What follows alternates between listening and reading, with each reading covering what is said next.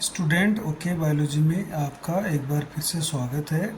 Biology की इस class में हम पढ़ेंगे जीवाणुओं का एक महत्वपूर्ण समूह है जिसका नाम है आद्य जीवाणु।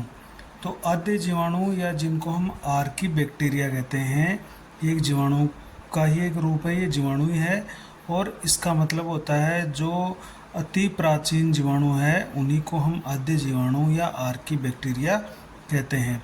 तो सबसे पहले जो जीवाणु इस पृथ्वी पर आए हैं या डेवलपमेंट या एवोल्यूशन की दृष्टि से जो बहुत प्राचीन है, ओल्डेस्ट है, उनको हमने आद्य जीवाणुओं में रखा है। तो देखिए जो आद्य जीवाणु या जिनको अपन आर्की बैक्टीरिया कह रहे हैं, तो हमने ये पढ़ा था कि जो प्रोकैरियोट जीव होते हैं, जीवाणु किस में आते हैं? प्रोकैरियोट जीवों में। तो प्रोकैरियोट जीवों का ही ये एक समूह है। इस समूह का एक का नाम है आर्किया। तो ये आर्किया, इसका मतलब क्या है? तो इस आर्किया का मतलब है, इसका अर्थ ये है प्राचीनतम, या इसको हम बोलते हैं एंशिएंट। तो प्राचीनतम और जीवाणु जब इसके साथ अपन लगाते थे तो ये प्राचीनतम जीवाणु बन जाते हैं। तो आद्य जीवाणु या आर्की बैक्टीरिया क्या होते हैं? देखो इसका मतलब भी हो गया, आद्य जीवाणु का मतलब हो गया प्राचीन जीवाणु या प्राचीनतम जीवाणु। तो ये जीवाणु विकास की दृष्टि से अति प्राचीन है। देखिए ये बहुत ज़्यादा ओल्डेस्ट है या एंशिएंट है। इस कारण देखो हम इनको ओल्डेस्ट लिविंग फॉसिल्स भी कहते हैं इनको हम। इनका एक नाम और है ओल्डेस्ट लिविंग फॉसिल्स या प्राचीनतम जीवित जीवाश्म। ये इतने प्राचीन है और आज भी मौजूद है, इसलिए जीवित है और ओल्डेस्ट है, प्राचीनतम है। तो इनको हम ओल्डेस्ट लिविंग फॉसिल्स या अति प्राचीन जीव भी कहते हैं। ऐसा माना गया है कि ये पृथ्वी पर सबसे पहले उत्पन्न हुए थे, कि ये सबसे पहले आए थे पृथ्वी पर। ये जीवाणु अत्यधिक कठिन आवासों या वातावरण में रह सकते हैं। देखिए ये इनकी बहुत बड़ी विशेषता है कि जो अन्य जीवाणु होंगे वो आपके जल में, थल में या भूमि पे कहीं पर भी रह सकते हैं, लेकिन ये जीवाणु उन स्थानों पर तो रहते ही रहते हैं, बाकी ऐसे कठिन आवासों या ऐसे प्रतिकूल वातावरण में भी रह सकते हैं जहाँ कोई अन्य जीव नहीं पनप सकते। मतलब अन्य कोई भी तरह का जीव वहाँ पर पैदा नहीं हो सकता या उत्पन्न नहीं हो सकता, वहाँ पर भी आद्य जीवाणु रह सकते हैं या पनप सकते हैं।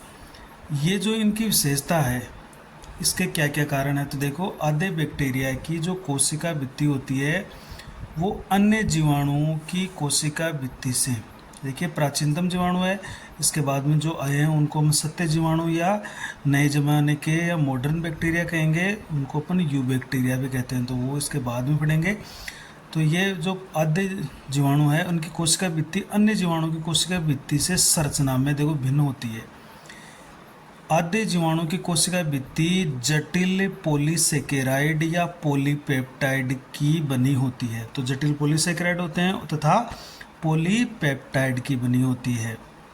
तो इनकी कोशिका भित्ति सरल होती है, थोड़ी कम या कठोर कम होती है, पॉलीसेकेराइड या पॉलीपेप्टाइड की बनी होती है। ये अपन को याद रखना है इसमें।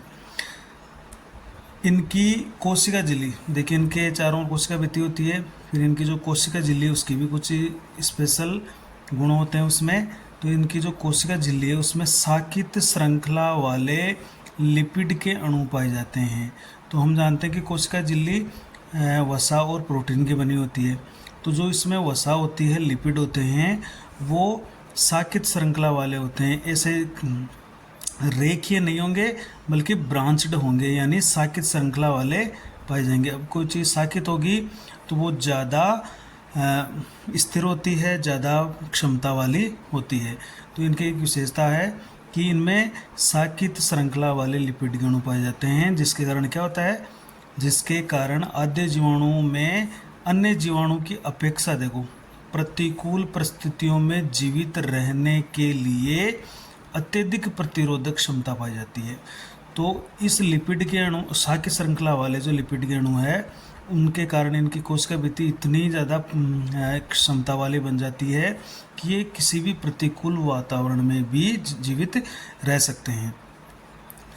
इसी कारण देखिए इनमें उच्च प्रतिरोधक क्षमता, अत्यधिक प्रतिरोधक क्षमता पाई जाती है। तो इस उच्च प्रतिरोधक क्षमता के कारण जो आधे जीवाणु होते हैं वह उच्च ताप को भी सहन कर लेते हैं, उच्च लवणता को सहन, खारेपन या लवणता को सहन कर लेते हैं।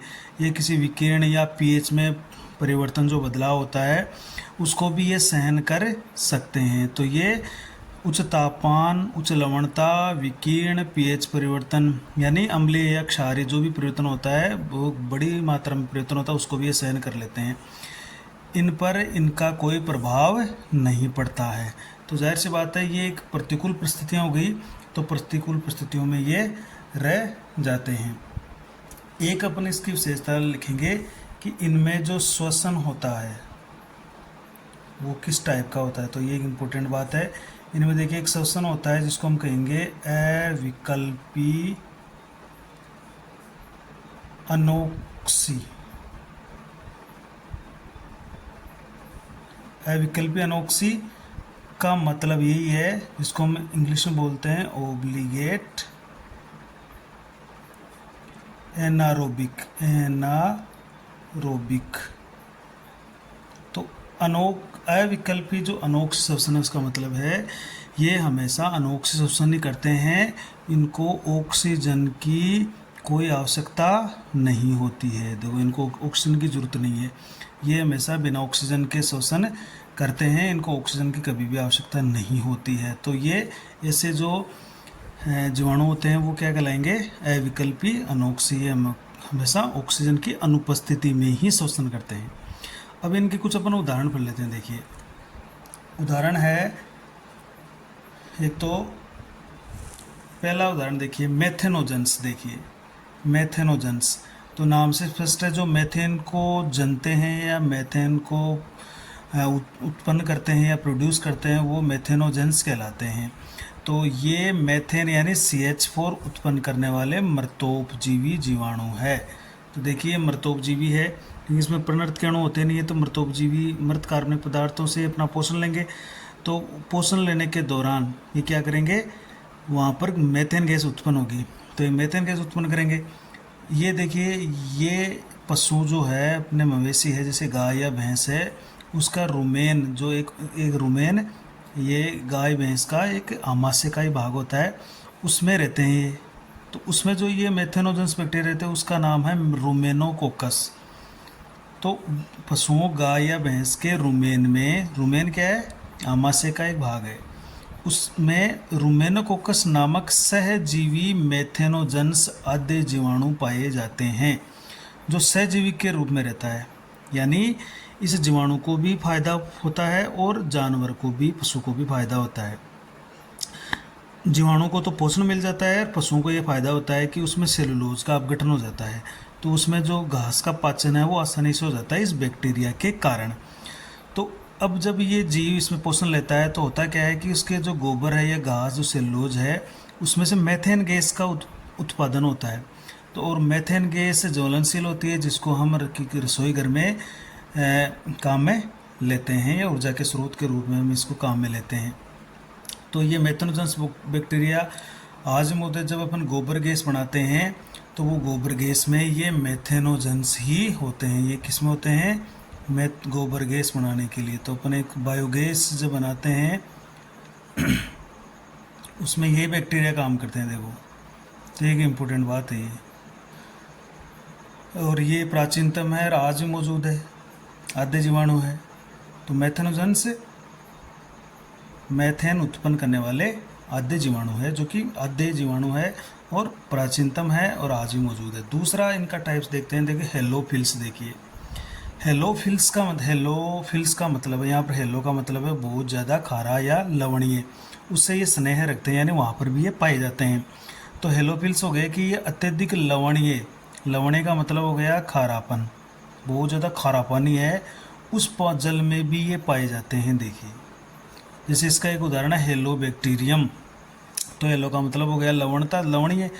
तो ये बैक्टीरियम है वो हेलोफिल्स है, हेलोबैक्टीरियम। ये बहुत ज़्यादा खारे पानी में भी पाया जा सकता है, जबकि अपन जानते हैं कि बहुत ज़्यादा खारा पानी में कोई जीव नहीं पनप पाता है, लेकिन वहाँ पर ही पनप जाते हैं।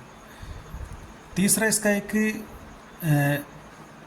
वर्ग है कि थर्मो एसिडोफिल्स। देखिए थर्मो एसिडोफिल्स तीसरे प्रकार की ये आद्य जीवाणु है, थर्मो एसिडोफिल। देखिए थर्मो का मतलब है तापमान, एसिड, एसिडो का मतलब है एसिड, कम पीएच वाले। तो गर्म और यानी तापमान वाले, यानी अधिक तापमान वाले, और अम्लीय, अम्लता को ये स्नेह रखते हैं, यानी वहाँ पर भी ये पाए जाते हैं। तो थर्मो एसिडोफिल्स का मतलब हो गया ये अत्यधिक तापमान वाले और अत्यधिक अम्लता वाले, यानी पीएच 1-2 पर भी ये रह सकते हैं और 80-90-100 डिग्री तक भी ये रह सकते हैं। तो अत्यधिक तापमान और अत्यधिक अम्लता वाले क्षेत्रों में ये बैक्टीरिया पाए जाते हैं। जैसे हिमालय क्षेत्र के जो गर्म पानी के सल्फर युक्त जो झरने होते हैं वहाँ पर ये आद्य जीवाणु पाए जाते हैं। ऐसे आद्य जीवाणु को हम थर्मो एसिडोफिल्स कहते हैं। जैसे इसका एक उदाहरण है एसिडोथर्मस। तो एसिडोथर्मस, एसिडो यानी एसिड, थर्मस का मतलब हो गया तापमान, अत्यधिक तापमान पर रहने वाला। तो इस जीवाणु का नाम भी इसके रहने के आवास के आधार पर दिया हुआ है, एसिडोथर्मस। तो ये सभी आद्य जीवाणु है और ये प्राचीनतम जीवाणु है, सबसे पहले आए थे और आज भी मौजूद है।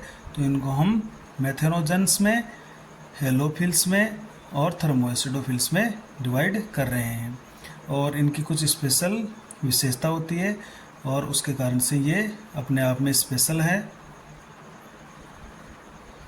नेक्स्ट क्लास में हम जीवाणु का जो दूसरा समूह है, जिनको अपन सत्य जीवाणु भी कहेंगे या यू बैक्टीरिया कहेंगे, उसकी चर्चा करेंगे। Thank you.